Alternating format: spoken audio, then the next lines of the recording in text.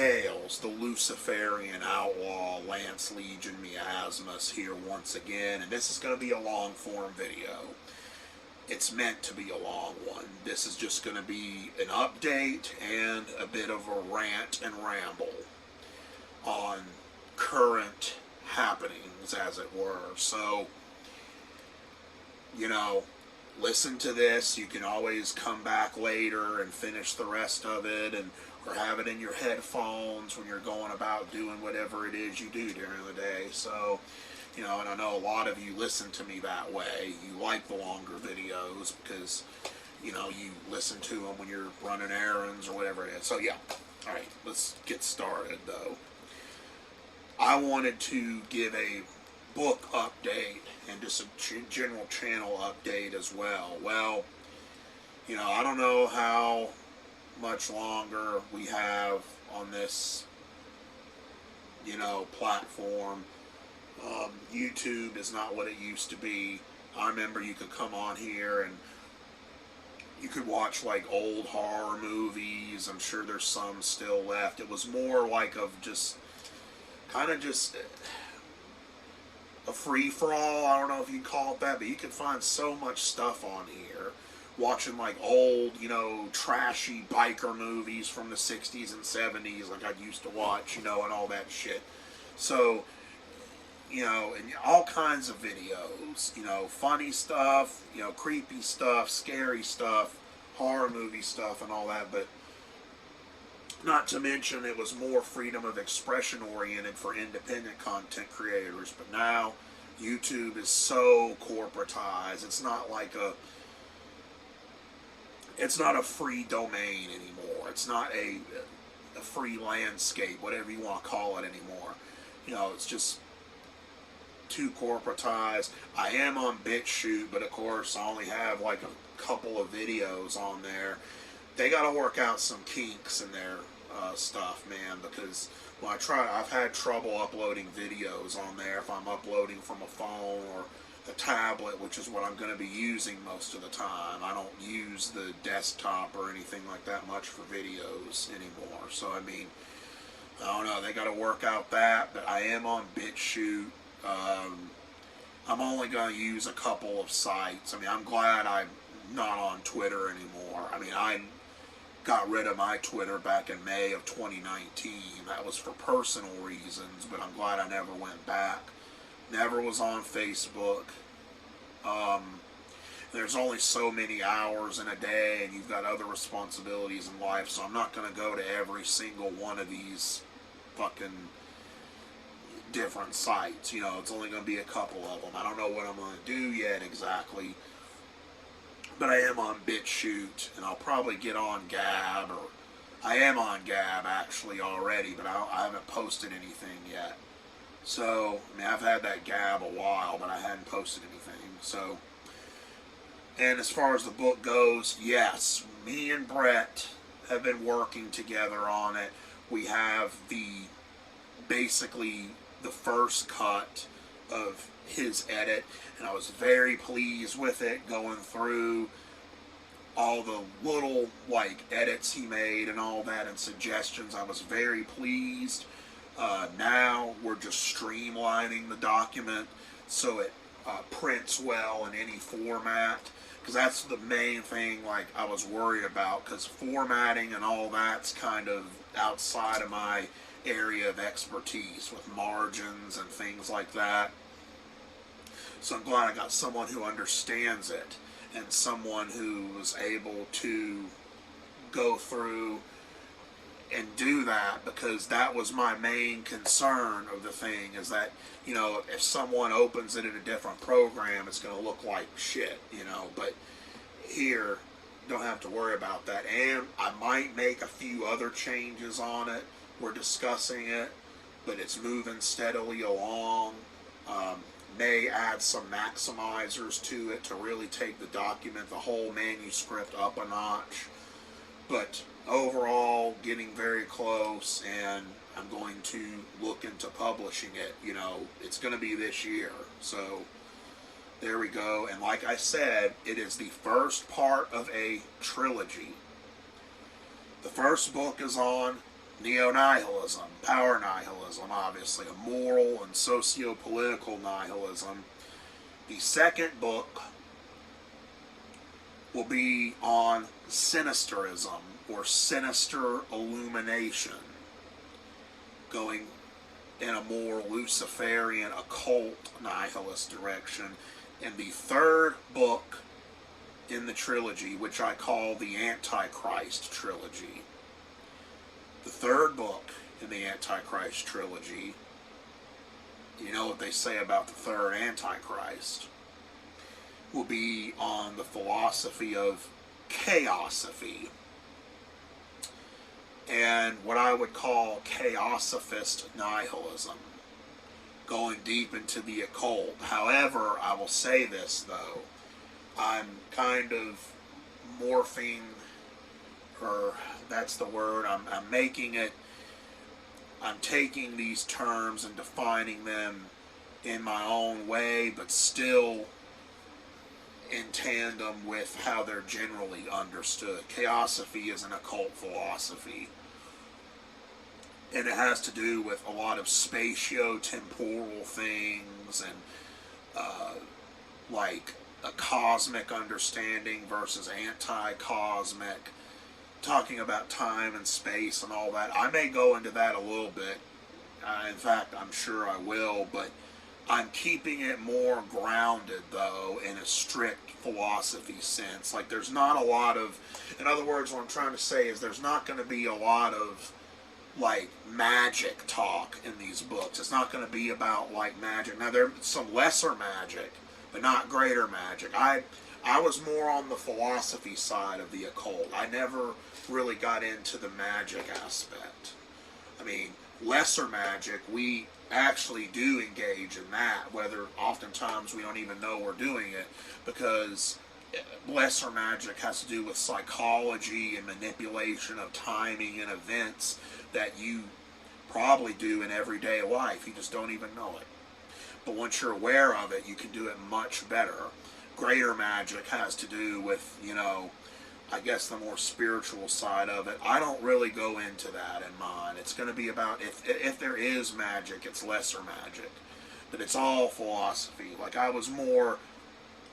liked Aleister Crowley's stuff. I saw it as more poetry than anything else. But I was more, you know, Nietzsche than, say, like a strict occult philosopher. You know, something like that.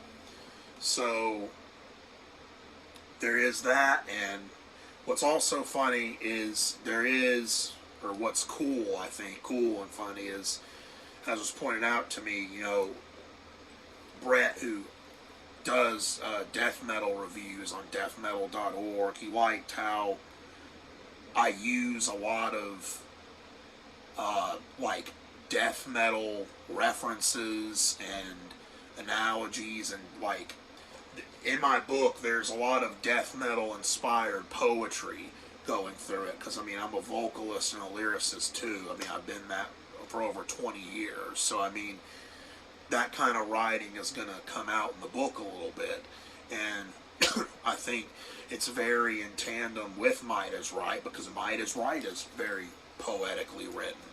I mean, the writing's very powerful. So in a lot of the stuff in Might is Right sounds like death metal lyrics. You know, so I will always have like a heavy metal aesthetic and theme going through these books, and it's certainly in this first book, no doubt.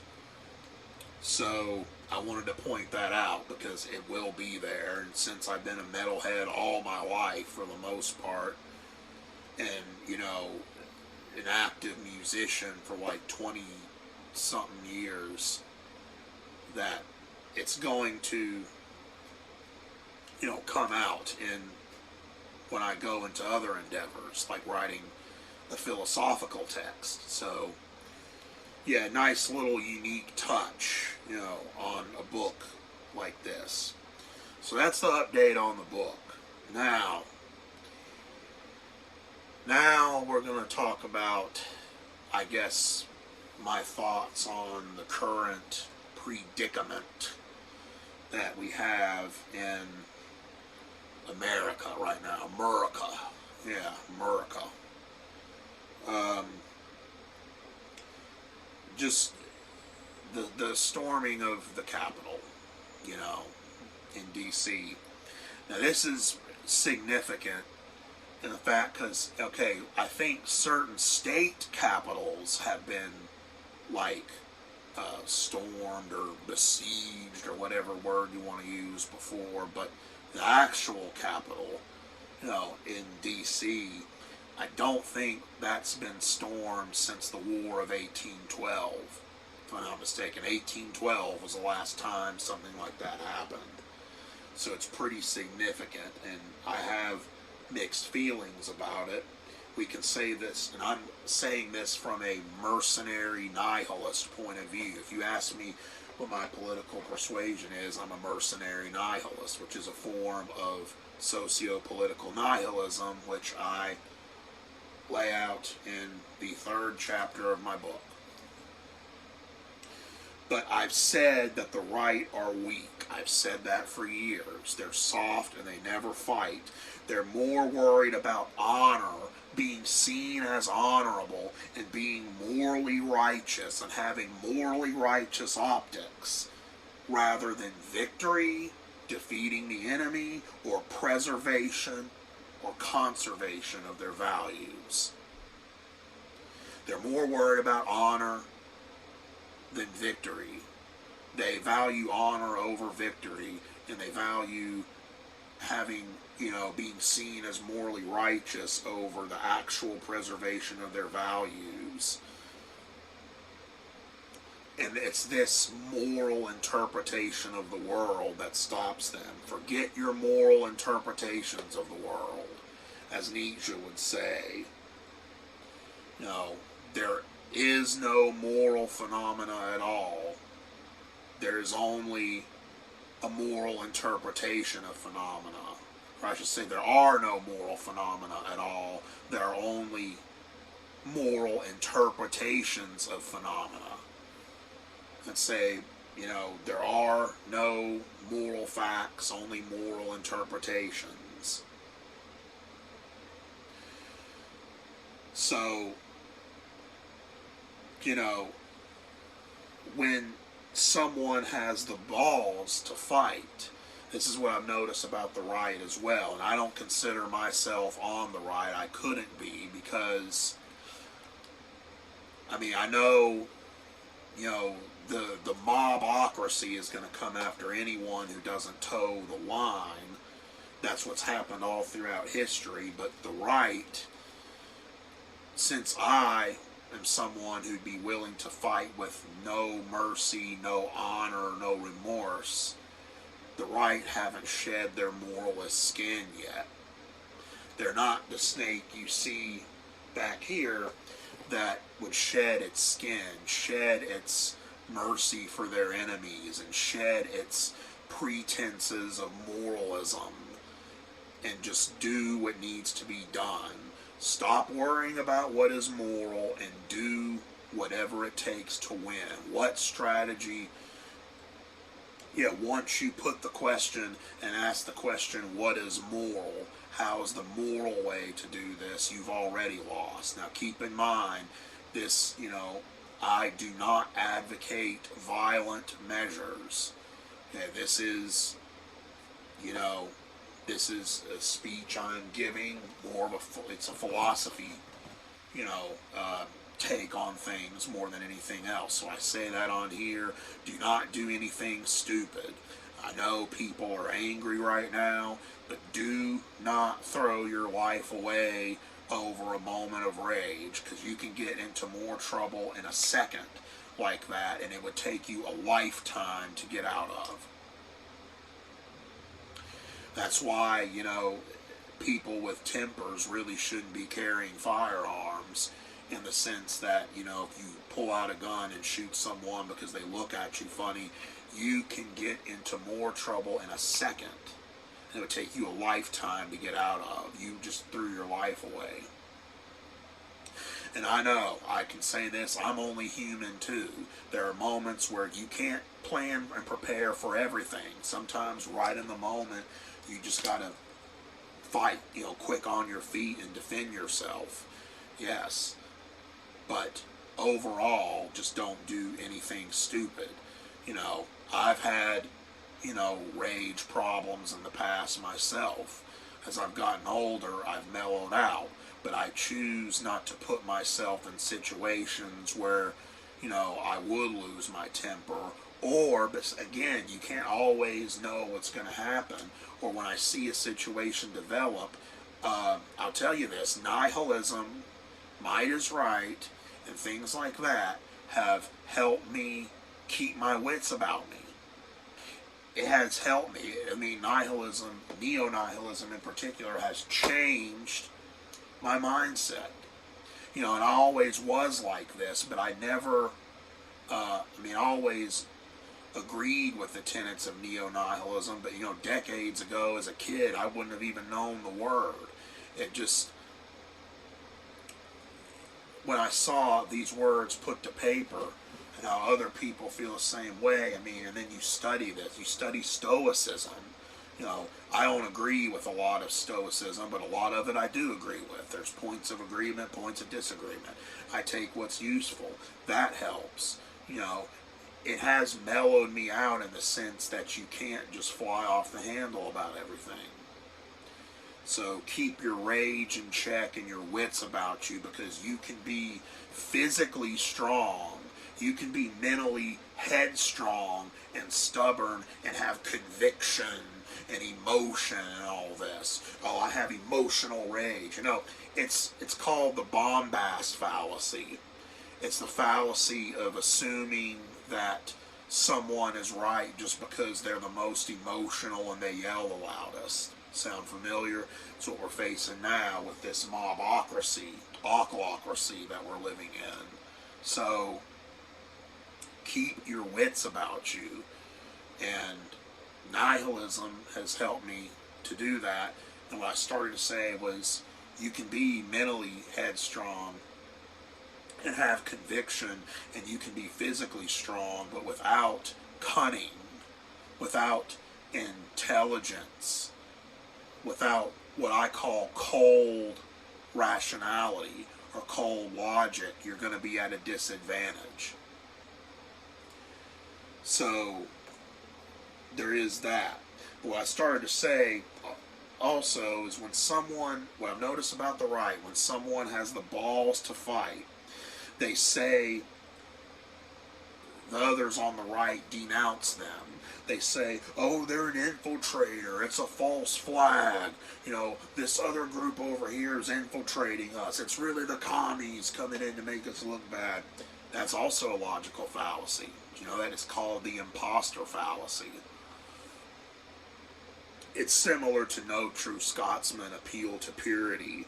Oh, true right-wingers wouldn't stand up for themselves like that. I think it's a fallacy and it's irrelevant. Did they infiltrate this patriot group that went to the Capitol? I think it's just irrelevant. Not everyone in that group was a leftist. I'm just telling you. The guys, a lot of the guys filming and sitting at the, at the senator's desk or whatever the hell they were doing, those were Trump supporters. So obviously amongst them, here's something funny too, speaking of heavy metal, amongst the group that stormed the Capitol was John Schaefer of the band Iced Earth, the heavy metal band. If you're familiar with Iced Earth, I never really got into them as much, but I had a bandmate that was just all about Iced Earth back in the day. Like, if you put the albums on, I'll listen to them, but I never got hugely into them, even though John Schaefer is like a rarity in the metal world, and that he's an outspoken, conservative, or an outspoken rightist, as it were.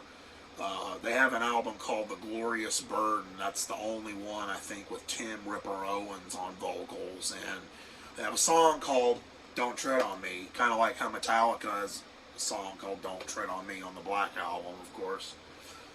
on similar subject matter. That album's cool. What I heard of that, I liked. That's the only one I'm really familiar with, though. But they got a lot of albums. Been around a long time. But he was amongst them. But now I think like he's wanted by investigators. So that's what I'm saying, man. You let that rage take over.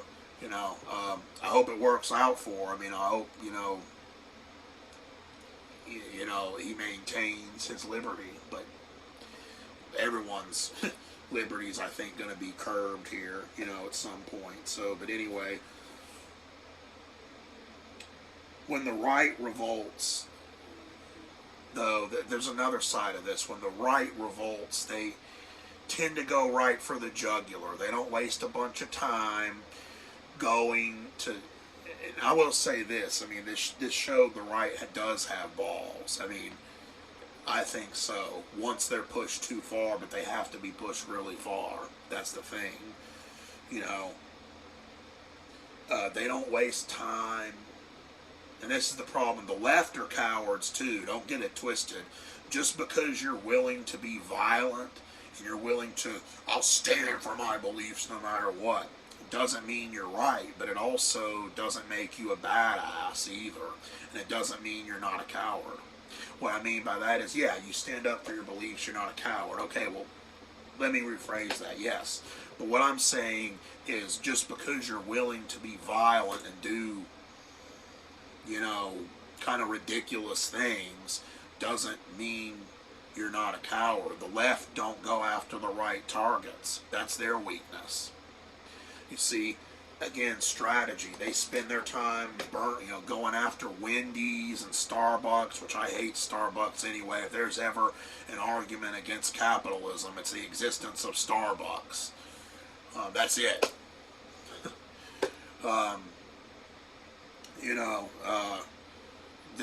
Going after all these fast food places and all these shops in downtown and small businesses too, especially. They go after those the most. And raiding Target and all, that didn't solve shit either. It just cost a lot of money, and now people are going to be more disenfranchised. See, the left are cowards just as much as the right. That's what I realized, because the left never get to the fucking source. They always focus on all this collateral shit. Yeah, that's the weakness. They focus on collateral shit. They do not attack the problem, ever. So, yes, the left are in power and they went for broke and got it all, but that's manipulation and gaslighting, see? And they engage in projective gaslighting as well. They try to make you question your perception of the world, and they're the ones doing it. So, yeah, the left got it all, but to what effect, though? They're going to do all this stuff and ram their agenda through, but they never fully attack the problems they say they are. They're just radicalizing people to hate people who think differently than them. That's it. The right go right to the source. They do. Now, it just depends on the situation. Defend yourself, if need be. But again, like I say, don't do any lone wolf acts. Don't do anything stupid that you'll regret. Again, don't throw your life away over a moment of rage. Like I said, I've had to curb my temper as well over the years. But I say that to others. It's almost like the "don't be like me, kid" speech. But like I said, I've gotten better over the years. But the left take their anger out on others that aren't responsible for whatever problem, they're trying to combat. It's the whole concept of original sin, and both communism and Christianity have it, and that's what we're seeing now. We are seeing the theocrats, the theocons against the communists. That's the two factions that are going to go to war here. They both believe in the concept of original sin. Oh, America is inherently evil and must atone for its sins, says the neo-communists, as I call them. In Christianity, the original sin, you were born in sin and you must repent to God and all this stuff. You know, getting someone else, punishing someone else for the crimes of another is the communist way and the Christian way. Alright? So, now, they both have this moral interpretation of the world. You know, but eschew your moral interpretations. It's the moralistic fallacy. You know, there is... I'll get to justice here in just a second, but just to say this.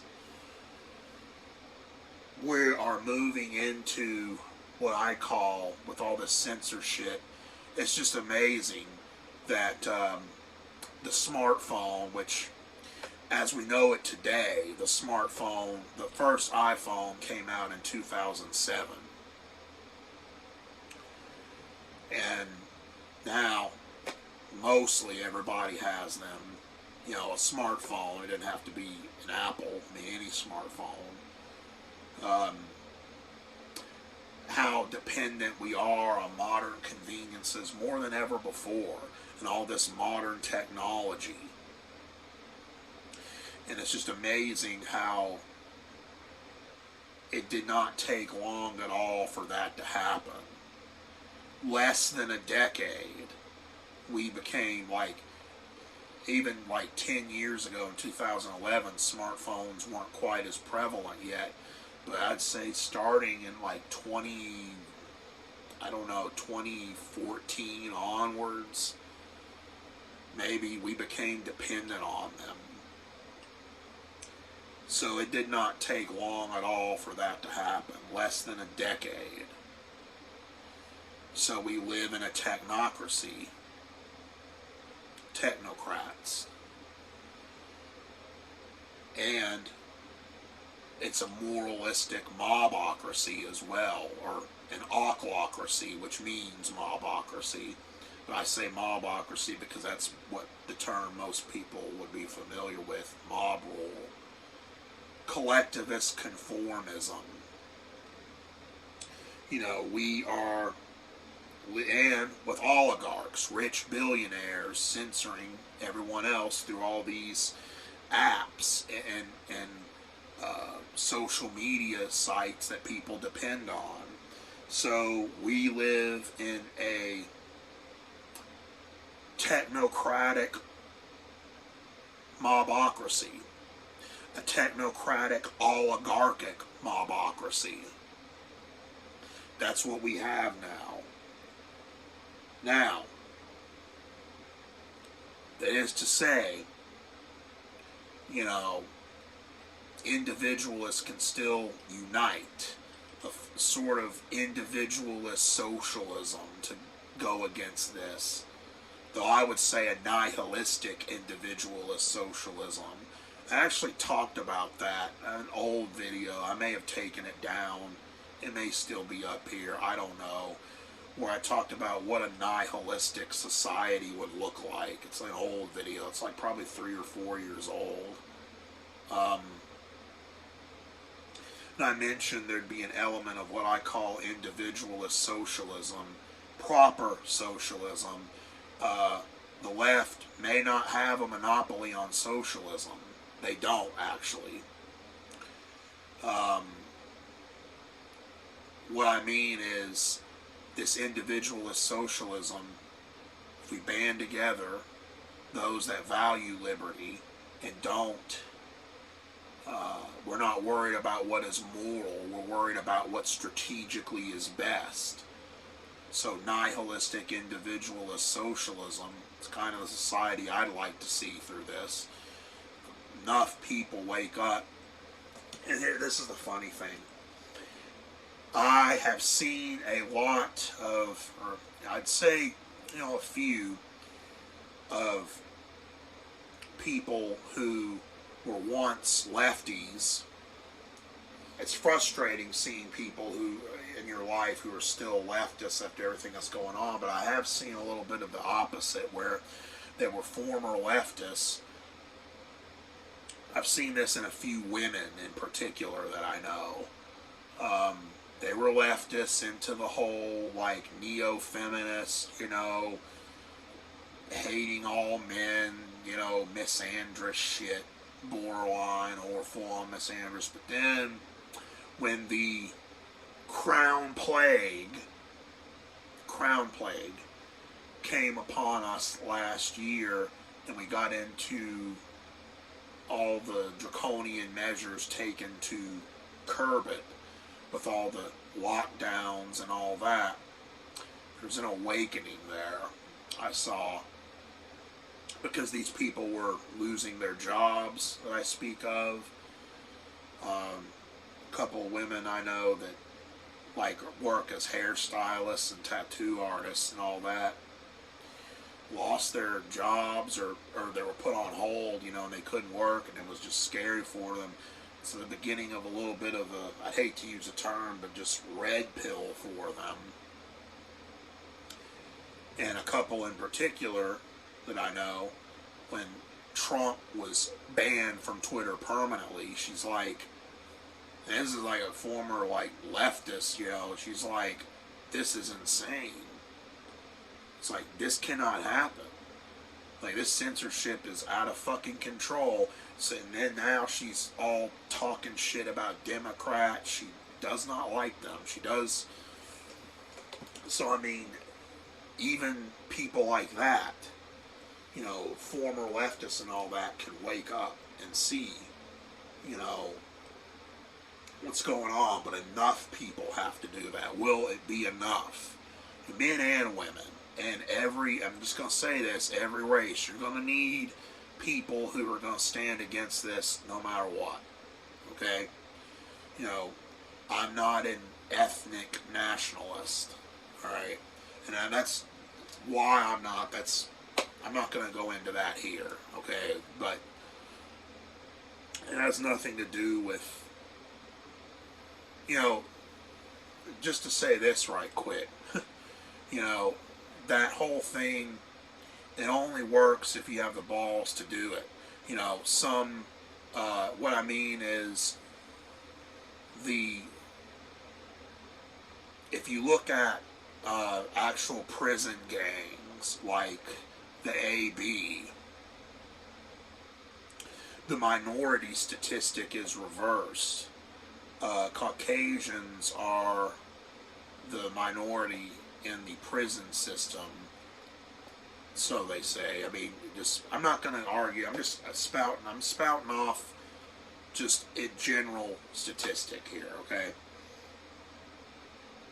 But yet, the Caucasian inmates in there make up a good chunk of the violence. So, it only works in extreme situations. What I'm saying is, when you're LARPing as a certain kind of nationalist, you know, and all that, all it is a LARP. What's fucking funny, though, is some of my biggest, you know, I'd say, like, criticisms I've gotten on some videos comes from white nationalist types. It's like, I'm not one of them, you know. They just go after peevish shit. You know, like all this, like, you know, an ad hominem attacks and all that. And I just like, get the fuck off here, you know. Don't comment. You're losers. You never fucking stand up for anything. Get out of here. I still have an individualist streak. So with me, I treat everyone on an individual basis.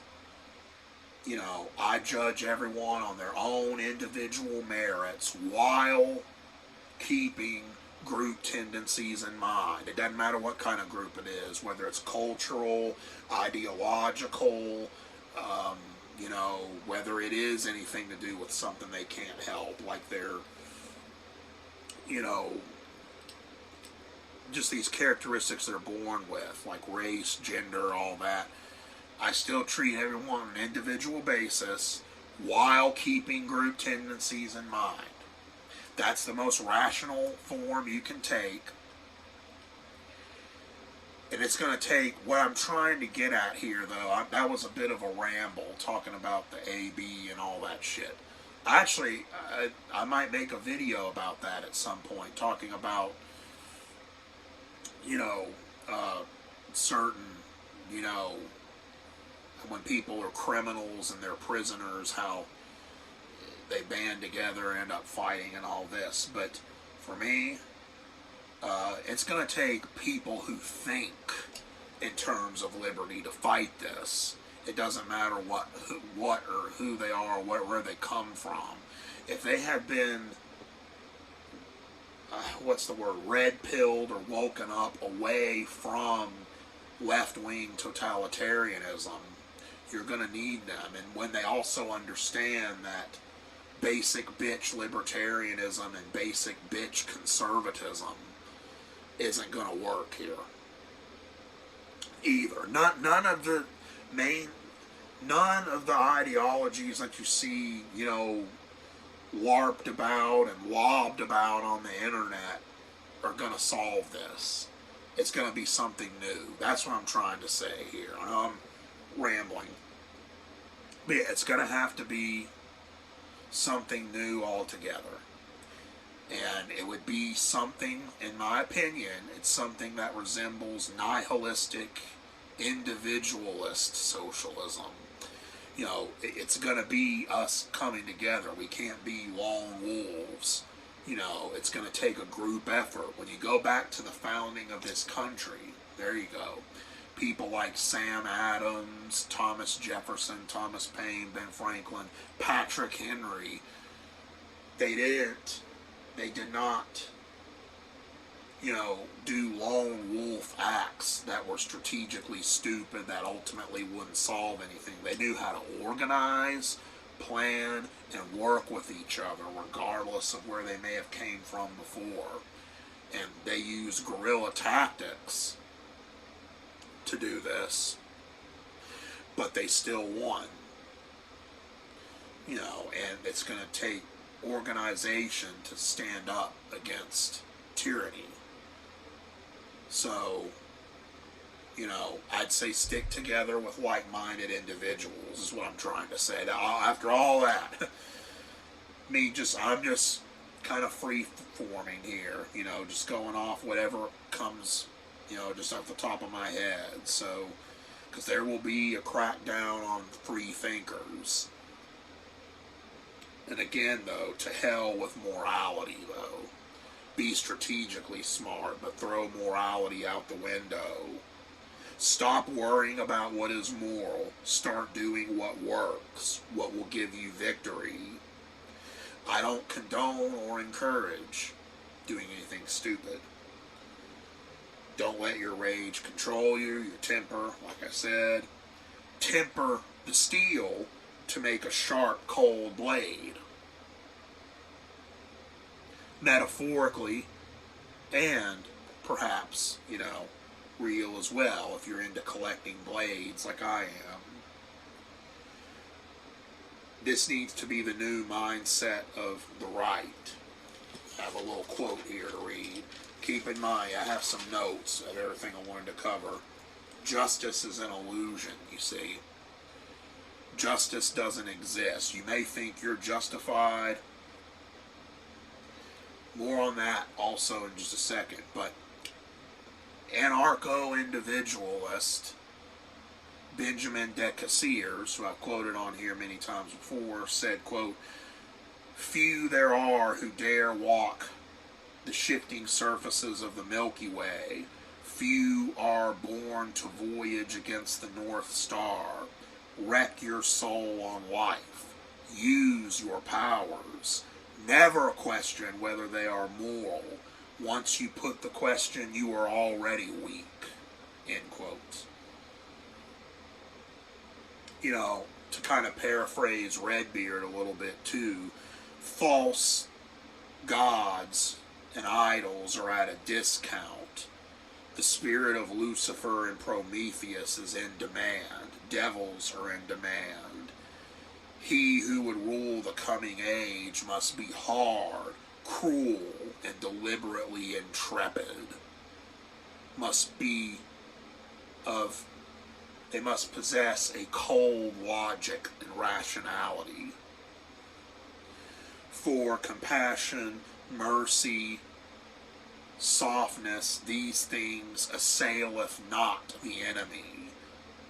Softness assails not successfully the idols of the multitude. These idols must be smashed into fragments, burnt into ashes, and that cannot be done by the gospel of love. Expect no mercy, show no mercy. Vengeance upon the just and the unjust alike. Half measures are of no avail. Half measures assaileth not the enemy. Don't LARP, be. Now, one of the major things that gets me about this is the hypocrisy of it all. Now, hypocrisy is not inherently immoral. When all's said and done, I am making a subjective value judgment when I say I don't like hypocrisy. Hypocrisy, in a way, assumes that everything should be equal, or assuming all is equal, but without that false idol of equality, which equality is a false idol in general. Pointing out hypocrisy is meaningless in the first place because, well, look at it like this. There is the logical fallacy of special pleading, trying to justify things. When one side does an atrocity, it's condemned by the opposing side. But when the opposing side does the same thing, they justify it in the name of their subjective values. Basically, rules for thee, but not for me. It's okay when we do it. The thing is about special pleading is the other side that engages in atrocities that the other side does, they condemn it in the other side, but it's okay when they do it. They don't provide adequate justification. Well, adequate justification is subjective. Justice and morality are not absolutes. Justice is an illusion and it's a phantom of the mind. There is no absolute justice. There are only interpretations of justice. I've said one person's justice is another person's injustice. You seek individual vengeance, vengeance upon the just and the unjust alike. But even then, the only thing that exists is the power, might, and ability to do something, and the will to do something. That's it. It really is that simple. And if someone, I want to point this out too, this is related. When someone, I call this the first strike fallacy. And it's basically, okay, say you're in an argument with somebody and you're arguing with a gaslighter, okay, and who's trying to manipulate you and you question your reality and all that, then before you say anything and say they're gaslighting, they accuse you of gaslighting. And if you turn around and say, well, no, I'm not doing that, you're doing that, you'll be accused of the bullshit fallacy of tu quoque. I know you are, but why am I? Fallacy. That's bullshit, because the They're trying to deflect from the fact that they're gaslighting. They're accusing you of doing it. And all eyes are not on them. They can get away with it, but you can't. Even if you were really gaslighting, they can get away with it, but you can't. They're trying to put it on you. Just because they accused you of it first doesn't mean they're right. That's the first strike fallacy. So, it's also what I call projective gaslighting, which is what, the left engages in, and all that. All tyrants of all stripes engage in it. And then, I call this also a related thing, the assumptive justice fallacy, which I just debunked that when I talked about justice, but it's assuming that there is an absolute form of justice, and justice is always on our side, when, like I said, there is no justice. Justice is a spook in your mind. There is no absolute justice, only interpretations of justice. There are no moral phenomena at all, only a moral interpretation of phenomena. There is only the will, might, power, and ability to do something, or not do something. That's it.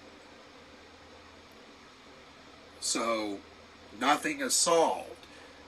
You know what I'm saying? Like, each side accuses the other of the same thing. They gaslight. Really, you gaslight yourself and you can gaslight others. You have to be careful, because the thing is about gaslighting is that you can be you can know it's happening to you, yet it still works.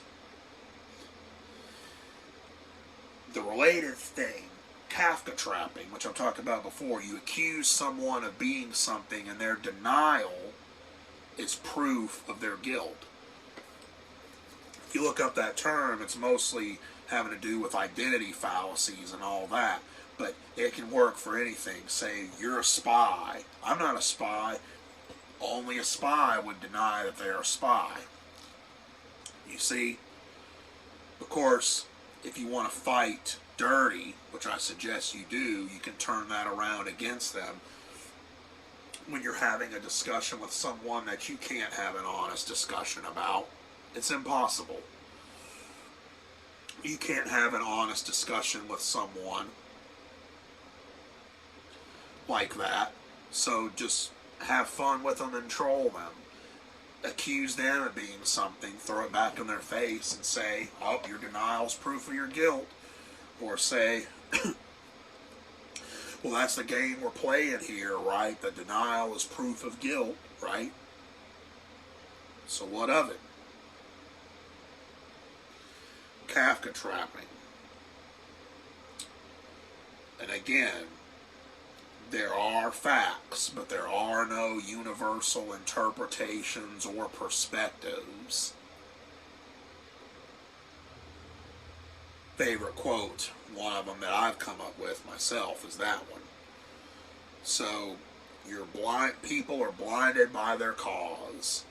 That's why I say, in a pure nihilist sense, it's best to really believe in nothing, because you will not be taken in by anything. Now, let me just say here, the more all this, we're bombarded with misinformation and disinformation every day on social media with memes and all this. So I can just say here that the more I take in and the more knowledge I get, the less I really believe in anything. Blessed are they who believe in nothing. Never shall the phantoms of morality and false idols terrorize their minds. Cursed are the believers in right and wrong, good and evil, for they shall be tortured by phantoms and shadows. Justice is a phantom of the mind. There is no justice. Again, there is no absolute justice, only interpretations of justice. So it's subjective, therefore not absolute. Vengeance upon the just and the unjust alike. But ultimately, all of this, it is what it is. So to give some, sometimes things are cliched simply because they're true. So to give some cliche about this, take nothing for granted. Live in the moment. Some stoicism here, although I think it works very well with nihilism as well. Some stoicism. Take nothing for granted. Live in the moment. Appreciate what you have while you have it. Learn to appreciate what you have while you have it. Because at any moment it can be taken away from you for any reason. Whether it's humans, doing something upon you that causes you to lose it all, or natural disasters, or an accident you don't see coming, or whatever you don't see coming. No one sees what's coming. The entirety of the future lives in uncertainty. Therefore, you should live immediately. Because power is finite. You may have power over your individual life now, but if all this crazy shit going on out there happens to personally affect you, it could all go away for things you ultimately can't control. Fight. Go out swinging, I suggest. There is a saying, I think I say it in my book too, if you cannot win, make the price of your enemy's victory exorbitant. If you cannot win, make the price of your enemy's victory exorbitant. That may be kind of what we're seeing from, the outgoing president right now. He may be thinking along those lines. I don't know. But aside from all that, aside from people in power, I'm talking about, us people over here. All is finite.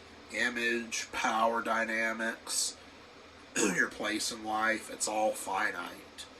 Power itself is not binary or static, but it's fluid and finite.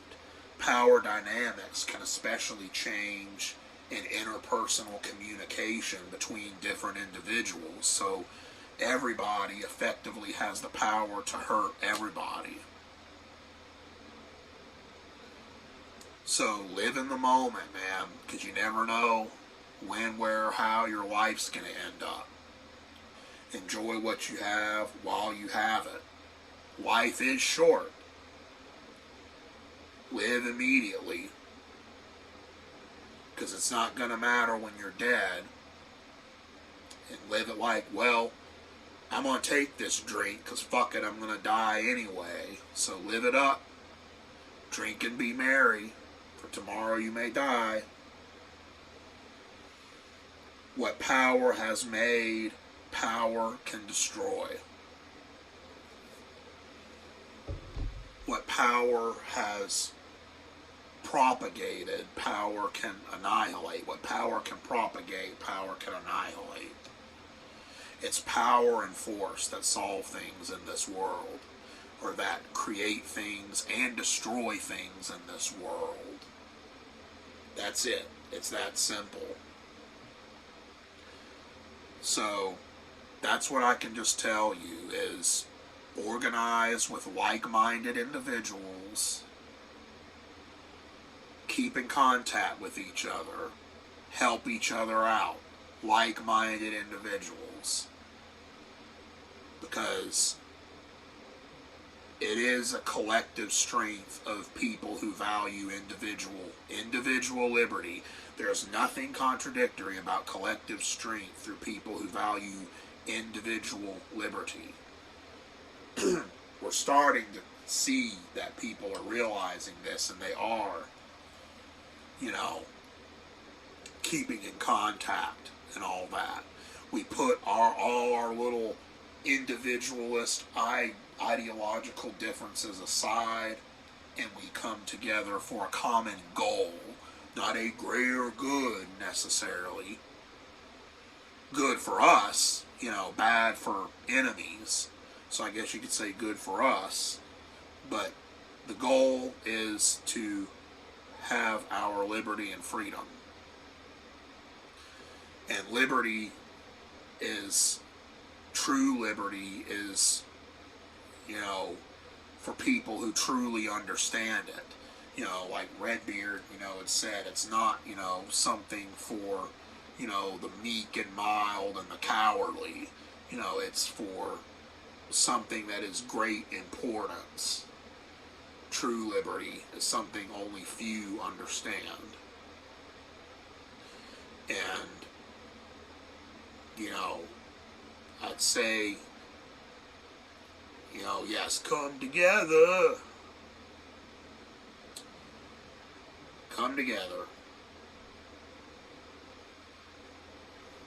as much as you can, but from a nihilist point of view, me, the misanthrope, I'm just a pragmatist and a realist, and to quote my friend Peter Shostak H. in Neo-Nihilism, all this going on, all the warring sides and all that, at the end of it all, at the end of the day, when all's said and done, one can only strive to perceive the show from above. Oh, so you're above it all? Yeah, what makes you think you're above it all? Say, I am above it all. Because I see the fallacies and all, and how you're all striving for false ideals and worshiping false idols. You are haunted by phantoms and shadows. All this civilization isn't going to last. All this nature is truly reality. Non-civilization, the animal kingdom, is really pure nature and reality. But all this that we've built for ourselves is just a stage where we're all actors on it. This is just a stage in a Tinseltown or a Hollywood or whatever that we've built for ourselves. Like the fall of Rome or the fall of every other civilization, it too will fall. No civilization lasts forever. Again, everything is finite. So,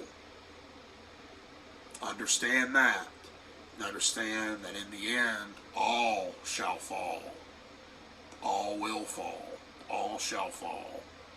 No matter what their beliefs are. Honor, morality, justice, law, social contractarianism, beliefs, conviction, race, gender, status, social status. None of that is going to stop a more capable, willful, powerful, darker force from annihilating you. Perceive the show from above.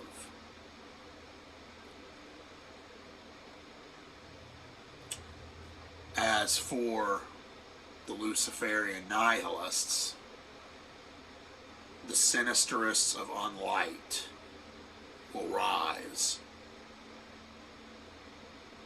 And their beliefs, their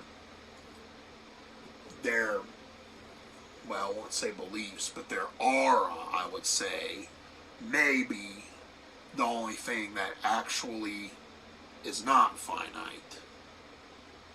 Because the Promethean spirit is forever.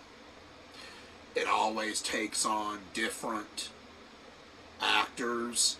The names change, the faces change, the circumstances change. But now that I think, maybe the only true finite thing, if you say all is finite, true, civilization's finite, but life goes on. And if I had to think of anything that wasn't, finite, the only thing, maybe not the only thing, but I'd say one of the only things, a sure thing, is that Luciferian, Promethean spirit of those who wish to tear down a system of false idols, false gods, subjective moral values under notions of objective moral values.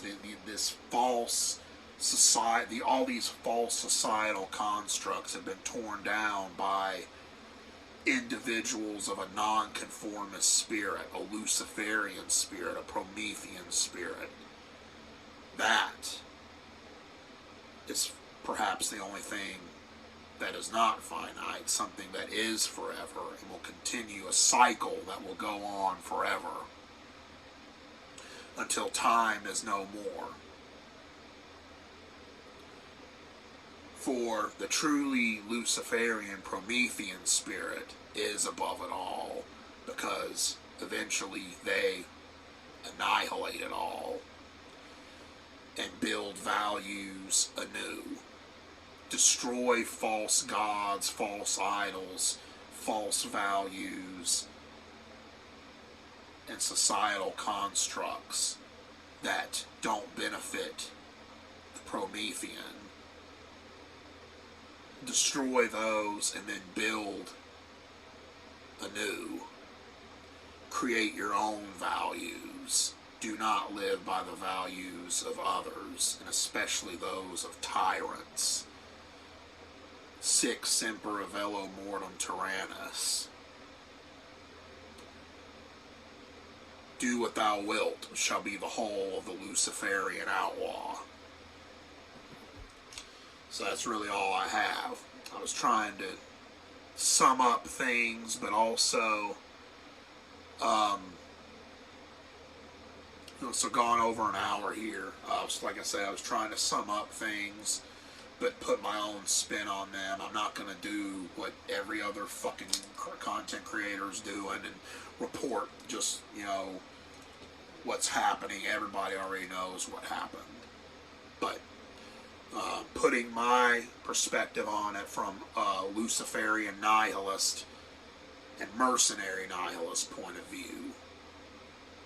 So that's all I have. If you made it this far, thanks. I know this is a lot of rambling, so sorry about all the pauses, and all that. But like I said, just listen to this through headphones while doing other shit and all that. I don't know how much longer I'll be able, or I will be posting on here, so we'll just see. But I will be in other places. I'm not going away. So,